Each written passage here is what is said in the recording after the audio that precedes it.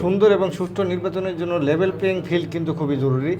তো এখন level playing field নিয়ে কোনো মহল থেকে প্রশ্ন আসছে, আপনার কাছে কোনো অভিযোগ আসছে কেন? আমাদের কাছে আসলে কি, আমরা একটা কোড অফ আচরণবিধি প্রণয়ন করেছি। আচরণবিধিটা প্রণয়ন করার আগে শিক্ষার্থীদের মতামতের জন্য আমরা প্রায় এটা ওয়েবসাইটে দিয়েছিলাম। শিক্ষার্থীরা অনেকে মতামত প্রদান করেছেন।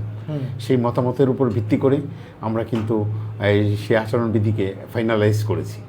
সেই আচরণবিধি অনুযায়ী কিন্তু, কোড অফ কন্ডাক্ট অনুযায়ী কিন্তু এখন নির্বাচনের যে অ্যাক্টিভিটিসগুলো সেগুলো পরিচালিত হচ্ছে।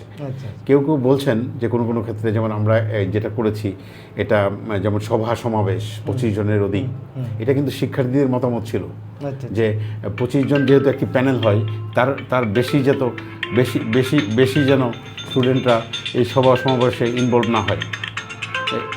প্রথম এই সংখ্যাটি ছিল 11 জনের, 15 জনের। পরে শিক্ষার্থীদের অনুরোধের প্রেক্ষিতেই আমরা কিন্তু সেটা 25-এ রূপান্তর করেছি।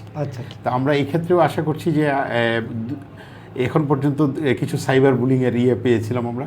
সেই অনুযায়ী আমরা নির্বাচন কমিশনের পক্ষ থেকে বিশ্ববিদ্যালয় কর্তৃপক্ষকে পত্র পাঠিয়েছি। বিশ্ববিদ্যালয় কর্তৃপক্ষ, আমি যতটুকু জানা আছে, বিটিআরসিকে লিখেছে কিছু পেজ, কিছু ওয়েব পেজ, সোশ্যাল মিডিয়া সম্পর্কে, যে সেখানে যে বিভিন্ন প্রার্থী সম্পর্কে যে অনাকাঙ্ক্ষিত উক্তি করা বা প্রচারণা চালানো, অপপ্রচার, সেগুলো রোধ করার জন্য নির্বাচন কমিশন ইতিমধ্যেই বিশ্ববিদ্যালয় কর্তৃপক্ষকে অনুরোধ করেছেন ব্যবস্থা নেওয়ার জন্য। আমি যতটুকু জানি যে বিশ্ববিদ্যালয় কর্তৃপক্ষ এই ব্যাপারে ওই পেজগুলো সম্পর্কে বিটিআরসিকে অলরেডি লিখেছে এই ব্যবস্থা নেওয়ার জন্য।